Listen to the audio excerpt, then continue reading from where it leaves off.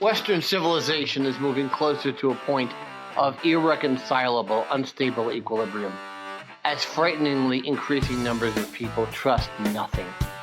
Media, academia, and especially the governments are no longer held in high esteem. Regaining trust is often impossible after betrayal. However, transparency is essential to any healing process, and that is the essence of the Don Sullivan Show. Please listen to the team explore, probe, and debate cutting-edge science, technology, and computing. Play ball! So welcome back again and again and again and again to the Don Sullivan Show, my loyal audience. And for the last few weeks, you have been listening to me running around the world, doing all kinds of podcasts about different adventures in geology and animals and all of those other wonderful things that I'm able to broadcast to you and talk about. But today we're going to get back to our core competency. That is Silicon Valley stuff. And we're going to have a whole heck of a lot of fun here with a perfect segue from our sub-series on artificial intelligence. And we've already talked about how I don't really think artificial intelligence exists in that sense. But we're going to talk with a real artificial intelligence expert about energy. How about that for a cool segue? And we're going to have lots of fun with it. Moham Potheri has been a friend of mine for 15 years. We have worked together on many different projects at VMware and beyond. He is one of the most trusted overall experts, I think, in Silicon Valley and one of my most trusted friends. And guess what? He's already climbed Kilimanjaro, and I'm going to do a podcast or 2 or 3 or 4 climbing Kilimanjaro coming this February. So welcome to the show, Moham. Say hello. Thanks, Don. Hello, Don and Steve. It's truly a privilege to be here. Well, I have to, of course, as always, even on the episodes that it's just me and people that I talk to, because our vast legal team makes me do this. I have to state the waiver every single time. So all statements by the host and guests on the Don Sullivan Show are the personal opinions, that will be Moham this time, of the host and the guests, who all agree that the following content is the property of Xanalytics, LLC, to be used publicly and exclusively on the Don Sullivan Show. And everybody on the video, which you all can see, is nodding their head, so we're happy with that, and we're going to go on here. And as I said, I've introduced Moham already. Moham is a Silicon Valley veteran over 25 years. I have worked with him in SAP, in Oracle, in artificial intelligence, what is really machine learning, as we've talked about in many different episodes. But right now, Moham has a really interesting focus in his life. And Moham, you can mention the company you're with if you want to. You don't necessarily have to, and that's okay. But Moham is focusing on the macro and mostly the micro concepts of power efficiency and how artificial intelligence can deal with the issues we have with power consumption, particularly in the United States, but in Europe as well. I mean, I know they don't like air conditioning over there, and so they don't use power for that. But still, they use a whole heck of a lot of power, and the whole world does. One of those strange dichotomies, it's almost an oxymoronic situation, which I'm going to kind of throw Moham a bit of a curveball on this, always with the baseball analogies, of course, that artificial intelligence, as it's called, generates or utilizes, consumes enormous amounts of energy. We'll talk about Stargate a little bit later, but it can also be used potentially to solve our energy problem. So we've got both ends of this incredible spectrum, and I know nobody better to talk to than Moham about this. So what about you, Steve? What have you got to say? I'll stop ranting for a second, and you take us on to the questions I'm going to ask Moham. Greetings from the Garden State. Just a friendly reminder, today's episode is brought to you by License Fortress, the industry's first and only software asset management firm to offer both a financial and legal guarantee at its highest level of service. Whether it's Oracle, Microsoft, or VMware, License Fortress helps organizations stay compliant, avoid audits, and save money. You can learn more at licensefortress.com. Also, please support our producer by visiting axtinc.com. That's AXTINK.com.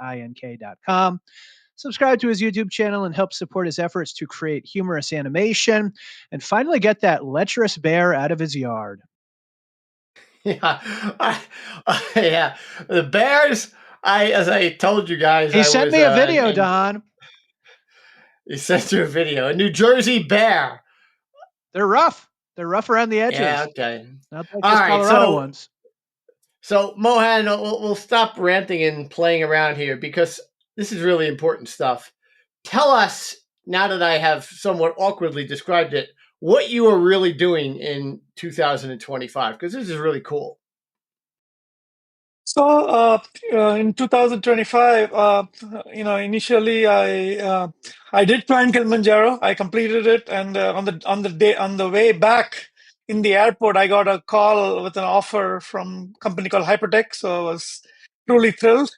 So what does Hypertech do? Hypertech builds leading global IT solutions for accelerated computing. So what is accelerated computing? Is the computing where we are combining storage, networking, and compute along with GPUs to build powerful supercomputers that solve a lot of the AI problems that are out there. So, one unique thing about the job I do is that we try to do it in a sustainable manner. So, high performance and sustainable are usually incompatible because Incongruous. incongruous as Oxymoronic, well. as a matter of fact. Yeah, exactly. And so we have to be able to make it more sustainable. Otherwise, the amount of compute power required for these accelerated computing environments is making most of the data centers of the past unusable. So, for example, let me give you an example. In the past, the typical rack used to give us 15 kilowatts of power. So, okay, And let's say a rack, 21 42U units you're talking about? Yes, Okay. 15 kilowatts, and then many of the servers from the past, which are just only CPU based, you could fit most of the rack with servers and storage, and it would still be fine. Nowadays, a single server could consume 6 to 8 watts of power, and And is that then just if you because of the kind of GPUs? Yeah. yeah. Okay. Yeah, and if you put and so literally like within 8U, the whole rack is power constrained. So that's kind of what happened. So nowadays, some of the racks that are running GPU-based servers use more than close to 150 kilowatts, 10 times the power that. So literally, what used to be like a one full floor area with, if you think about it, multiple racks full of servers can be consolidated. The power requirement can be consolidated into one rack right now. And so that's a huge problem. And so the you and I company have I always work been with, into conservation of resources innately from right, VMware onto this, huh? We're right, not. right. Yeah. Yeah. Yeah, VMware had a lot of green tech. We talked about one of the biggest provider of sustainable computing because we help consolidate a lot of servers, reduce the footprint in the data center. Yeah, So that VMware was it solved so much of an energy problem without even trying, just by being itself. Exactly. But now what's going on is, in the past we used to divide up servers. With VMware, we take on fill big machine and divide it up into hundreds of VMs and then give it to the users, right? But now it's accelerated computing. It's more about rack scale architecture. So every rack is a compute unit. So what happens is the amount of power needed, amount of compute needed goes beyond just server boundaries. And so that virtualization is not really helping in this situation. So Yeah, basically, the company I work for, Hypertech, we are looking to solve one of the problems with power, which is power is not only providing electricity to the servers, is also providing cooling to the server racks so that these servers do not overheat, right? And that can be significant in a data center. It could be 50 to 60% of the power used in a data center. So with what I am doing, we're using new technology called immersible servers. So the servers actually in tanks and not in racks anymore. And in tanks of water. No, no. Water is actually very corrosive relative to other Well, tanks of chemicals what? that. Yeah. No, yeah, you would think water is the least Like a corrosive of nuclear all. power plant? Yeah. No, but there are fluids like certain chemical fluids that are very gentle on electronic components, and also are able to absorb heat much better. Wow. What are So they? that's What's the chemicals? You know? they can vary. Sometimes it is even like companies like Shell provide these materials. So Wow. it's So it's petroleum based, Oh, wow. possibly.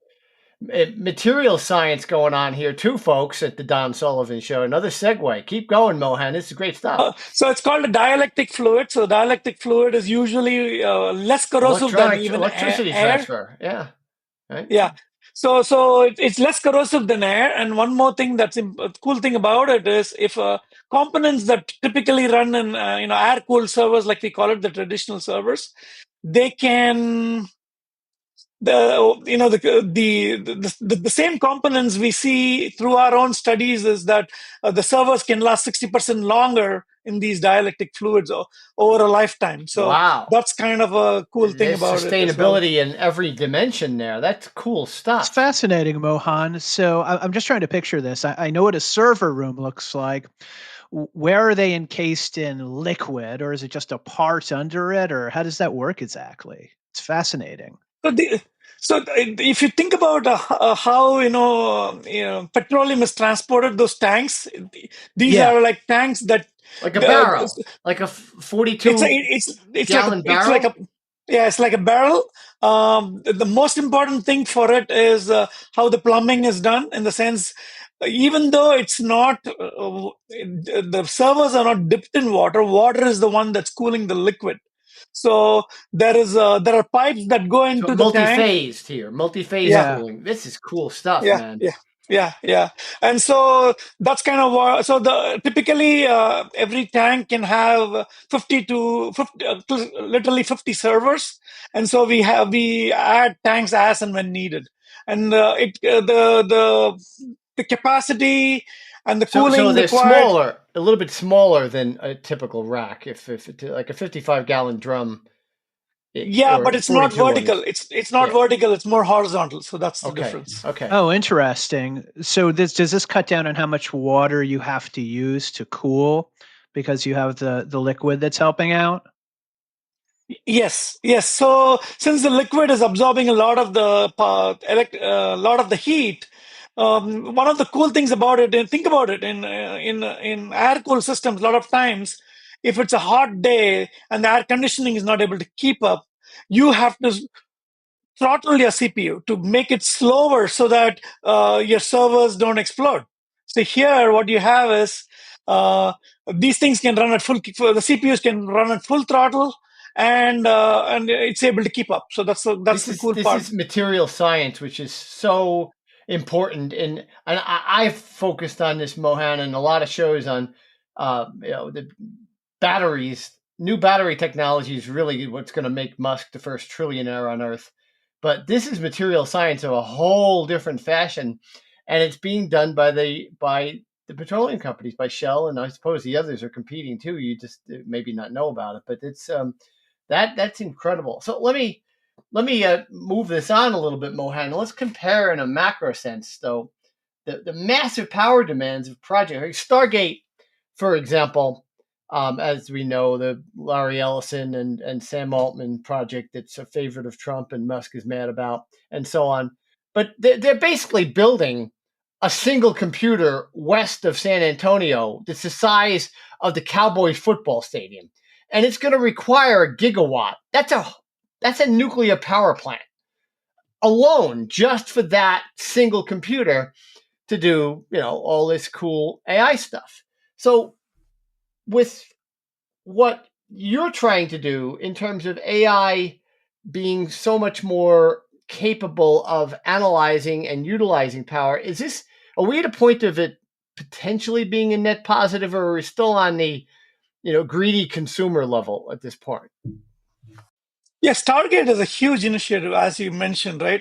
But it's going to actually is going to be very instrumental in accelerating innovation. So it's actually integrating a lot of things like renewables, Oh, I battery believe storage, that. Yeah. modular.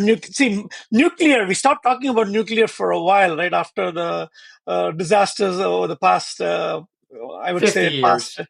50 Yeah. years. So now it's back in play. Modular nuclear reactors are the way to go. And then so this is kind of And this is how even before we get to real fusion products, right? This is just fission nuclear, standard nuclear power plants, the small ones that Gates wants to sell, and even the bigger ones like Zaporizhia, which has 7 gigawatts. We're probably going to go back in that direction because it is the most efficient power on Earth that exists as a real product. right. So now Stargate and others pose major challenges, right, to our current grid. We need to consider how what's our national energy strategy.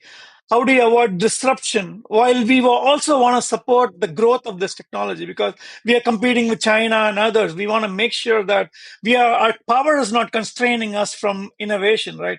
And so at the same time, like you mentioned, Don, AI can also help us save energy, right? It can do things like efficient manufacturing, logistics.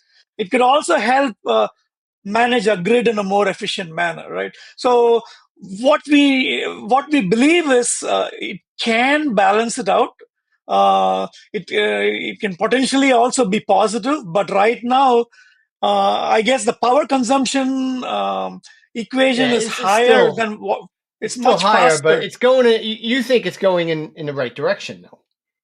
Yes, Uh, yes. So so, so go go ahead. ahead. What I wanted to ask you, and I'm going to segue a little bit, is corporate America really interested in this stuff? Because I'll tell you, I'm a cynic to a large extent, right? Steve, we're from New Jersey, so we were born that way.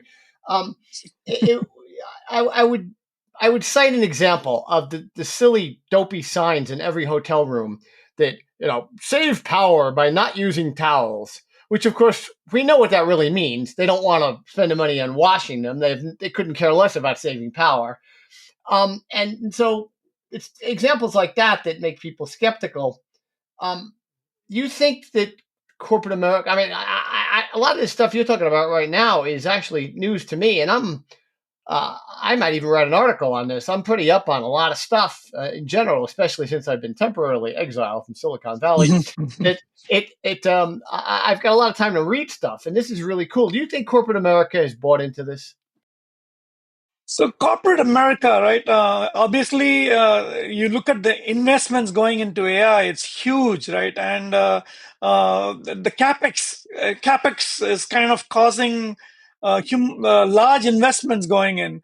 Corporate America believes in actually making a difference, not only in humanity but also getting profitable at the same time, right?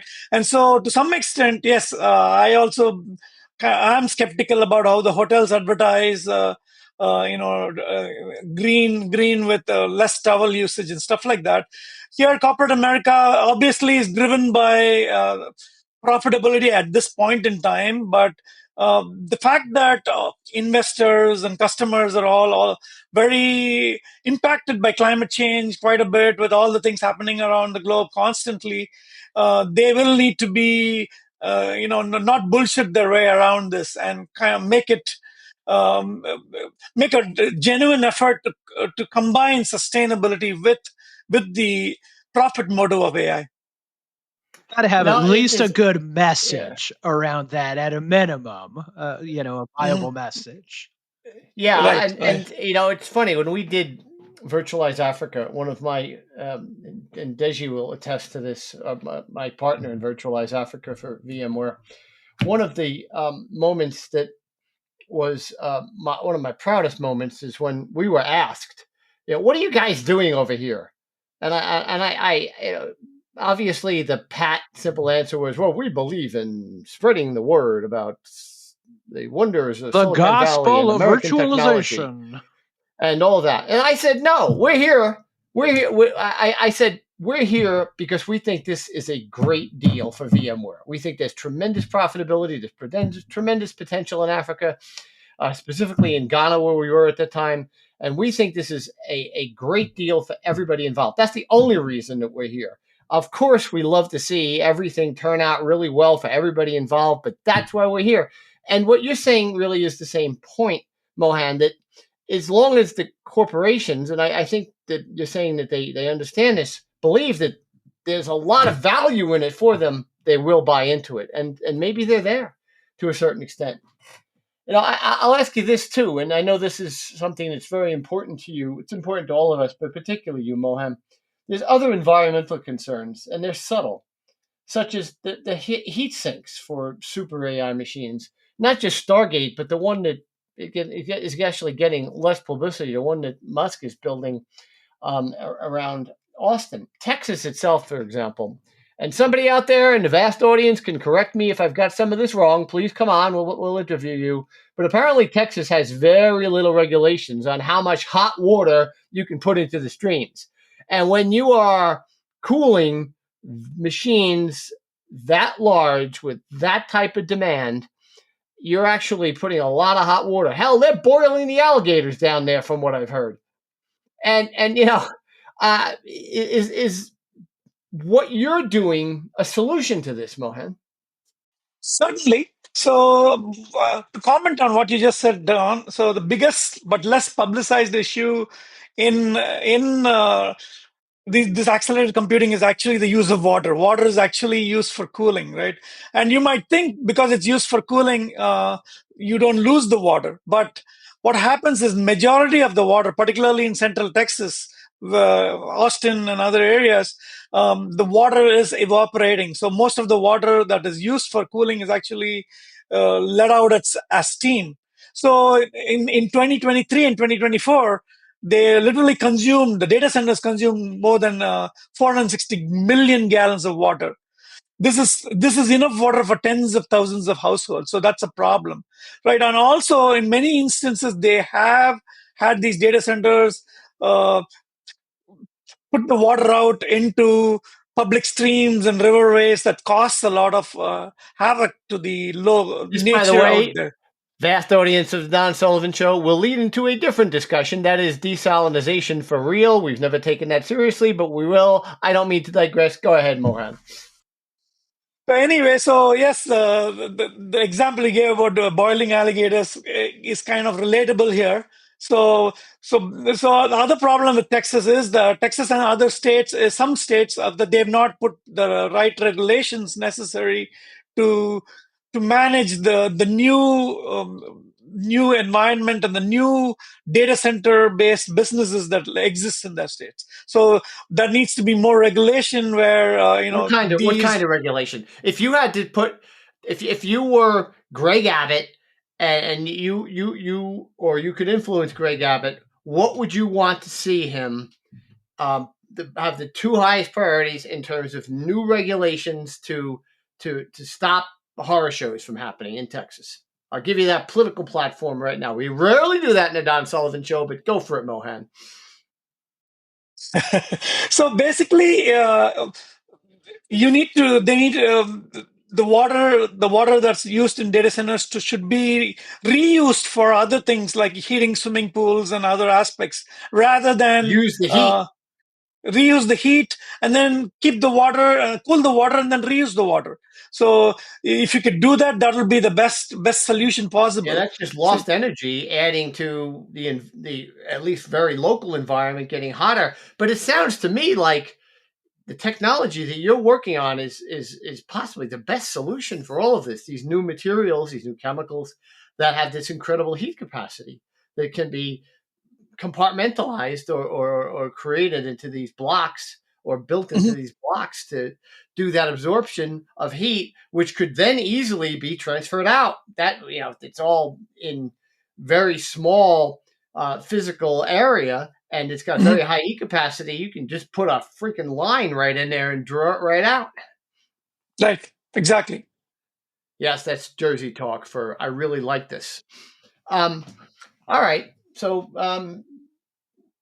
what about let's just talk about some of the good news. And I mean, we just have talked about some of the good news. And there's obviously a lot of problems with solar energy, even though there's a lot of it when it comes to the recycling of.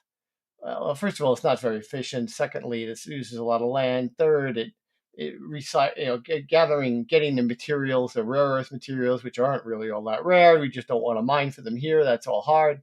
Some And of of those course, the companies windmills that are. rent panels to you are definitely shady. I'll say that much. Yeah, no kidding. I don't The necessarily have an the issue with. multi-level marketing of solar Yeah, panels and they've got yeah, a yeah.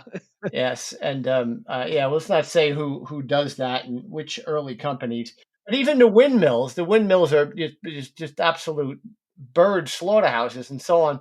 I mean, they're interesting ideas, but they have a lot of issues with them. I mean, we're so right, and you're right, and I agree completely with the nuclear idea and eventually fusion. There's 30 companies working on it, and one in particular has already created a product that actually has a higher net output than input, which is really cool. So we're looking at possibly fusion productization in a few decades. But I mean, what are we really on the road to possibly solving some of this? I mean, I'm just so fascinated with this Absolutely, technology, right. Mohan. Yeah, absolutely. So many companies are like investing in a lot of innovative cooling solutions. So, right. So one of the things I want to mention is in a typical data center, which is air cooled, you would have what you call as a PUE. PUE is a power utilization efficiency, right? And that is usually a 1.5 or 1.6. What does that mean? One is for the actual power consumed by the server, and the zero point 0.5 or zero point 0.6 is for the cooling portion of the solution. So with immersion based servers that I mentioned, right? So you have these, instead of using these racks with air cooled and water cooled and air conditioned cooled racks, you are having uh, this liquid flow over your servers and dissipate the heat. You can get a PUE of 1.03, which is like 50% Wow. saving over traditional cooling, right? And so not only that, because of that, what is happening is the amount of water used also, right? Almost 98% of all the water is kind of reusable. It's not lost as well. So there is good news here. And so that's kind of what I'm investing my time in nowadays. I really am energized by technologies like this. And you guys are also familiar with things like edge and things like that, where there used to be a lot of constraints on power in the edge. But putting a tank with a small, there's even like what a container. There's a company called Doug, which actually has portable containers that can become your data center. So Oh wow, these are like tanks. like a Yeah. portable data center you can just kind of bring around. Exactly, and it can be like, think of a harsh oil fields or someplace where compute is hard to find. Here you can literally deploy these tanks over there, and a lot of the AI stuff, right? 80% of AI is going to be inference. Inference is actually the applications running, and the applications need to run close to the users.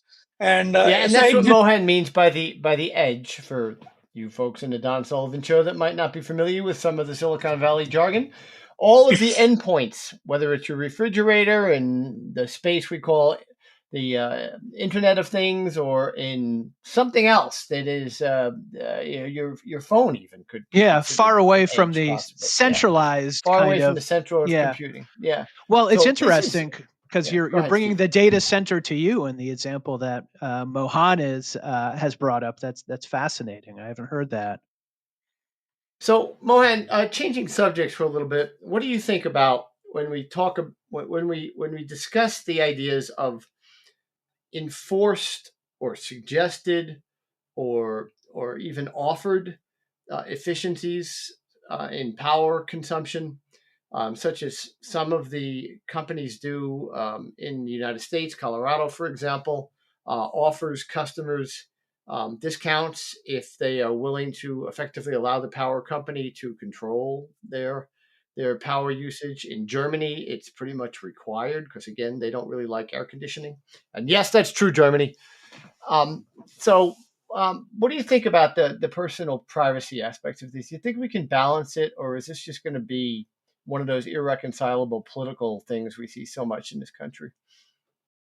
So, it makes, obviously, in European countries like Spain, Italy, and Greece, they do have this um, kind of mandate from the people to kind of to have um, less electricity consumption. At the same time, as you mentioned, Don, the privacy is kind of compromised because they are not able to set the temperatures of their thermostats anymore. So And the companies know everything that is happening. I don't like that. Here goes Steve. Here goes Steve. I set him up. I want to run my thermostat the way I want to run it. I think I'm fairly efficient. We actually let it get pretty hot during the day in the house over the summer. But There's his disclaimer. night, Come on, Steve. You like it to be a refrigerator at home in New Jersey. Night, I know. I like it 70 degrees. I'll say that. I like it 70 degrees in the room. I'm not a crazy man. I don't go lower than that, but I like it 70 degrees. I'll just leave it there, Don. All right. Well, I'm just we'll picturing take that and some understand company it. saying, "Oh no, you can't turn your thermostat up or down." I mean, we have a fireplace too, and whatever. But yeah, it's interesting. So, what about even a different subject? And I know we're hitting on, and I'm digressing here, Moham, because there's so much of this that's so cool. We've talked to Tony Foster and Gina and a few others, Jeff Francis, and they'll all be back on, and you will, I hope, as well, if we haven't turned you off too much. But what about when we actually do have quantum computing, and it's really productized, and the actual effectiveness is 10,000 times what we have right now? Is that gonna What's that going to do? What do you? I don't even know what Yeah. to think about this Yeah. right now. So quantum computing is actually quite different, right? And in fact, it's actually dramatically more energy efficient compared to Ah, traditional computers. okay. While today's powerful computers consume megawatts, they can run on kilowatts. So it's it's a 1,000-fold difference in power consumption. So they, if you think about it, Don and Steve, it could be the way that we balance out the power consumption, right? If and when quantum computers do come into more of a Common usage. common usage, we would use it in like what we call, Don, we used to call hybrid mode. Here, the hybrid mode is between traditional computing and quantum computing. And if you can combine the two, you could actually cut down power usage by around 10%. It's Yeah. So, interesting. Projections are. I'm Mohan, guessing we've talked about AI being machine learning, really being arithmetic and enormous calculations. But go ahead, Steve. I cut you off. No, that's okay. I was just going to say, I'm guessing there are probably certain workloads and applications that are where quantum computing will be a great fit, and others where you might just want to use kind of traditional computing. One question I had Yes. though, am I just reading weird articles on the internet, or well, I probably always am, but um, will You quantum definitely are. I know what computing you read. will quantum computing break all the encryption? Isn't that a concern, or am I totally off Yes, it base is here? absolutely a concern. It is absolutely a concern. So the current e-commerce, as you call it, right? Everything, all the HTTPS and all the stuff that Yeah. VPNs, all those things will break. So So all uh, those hashing algorithms for prime numbers, no matter how big they are, ain't going to mean anything with quantum, huh? So what are we going to do? yeah, so you would have to have quantum computers in your phones to kind of And um, biometrics are a little One bit more different reason to too. But spend over $1,000 on a phone. I can say it's a they're new going to be phone, like two yeah. or $3,000 by the time I'm really old. I can see it Yeah, now. and then they've got it set. Well, maybe. Yeah, They're $2,000 has already over usually a been grand. the Yeah. historic limit on devices. All right, Mohan, and I tell you, this last half an hour we've been on has convinced me that we have to have more and more discussions about this. And in fact, if you could get some one or two of your customers on to talk to the Don Sullivan Show about how they're implementing this incredible new technology, I would be very, very open and grateful for that. I don't know if that's possible, but we'd certainly like to know it. But when you go into a company to talk to them about this, what's the first thing they should do now, in terms of whether or not they're going to use your company's products and implement it as you are developing it, or anything else? What should they do? So a lot of these, it's a very common problem in modern day where companies want to build a lot of AI compute power, but their data centers lack the space or the power to do it. And almost every company is building out, so it's very hard to find the power, capacity, and the space to do it, right? So one important thing I haven't mentioned till this point is that if you think about a traditional data center, what used to be 100,000 square feet facility can be housed in a 10,000 square foot facility if you're using those tanks. That's the Huge same thing we difference. did with virtualization, isn't it? Yes, I mean, it yes. really is. Do you still have It's in a to physical scale. Do you still have to keep the servers? In a lot of traditional data centers, you kind of had they were off the ground, off the floor. They were kind of raised. Do you still have to do that with the tanks, or is it a different setup? I'm assuming it's a different setup. It is kind of similar because you want them to be bolted to the floor and things like that, the usual stuff that happens. But there are different things you have to look out for. You're monitoring the liquid temperature. You're making sure that the water temperature going in and water temperature going out, things like that. So, the thing is, because the dielectric fluid is much better in keep absorbing the heat. The amount of effort needed for cooling has been drastically reduced.